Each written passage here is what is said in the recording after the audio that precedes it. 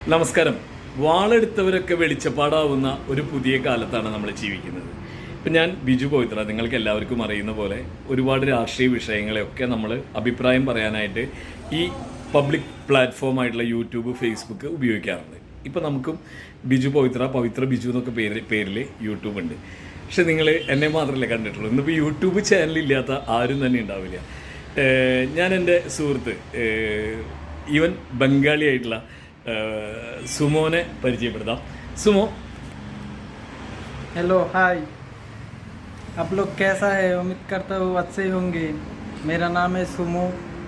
मैं 2.5 साल से केरला में रहती हूँ और थोड़ा वीडियो वगैरह बनाता हूँ और इधर ही काम करता हूँ।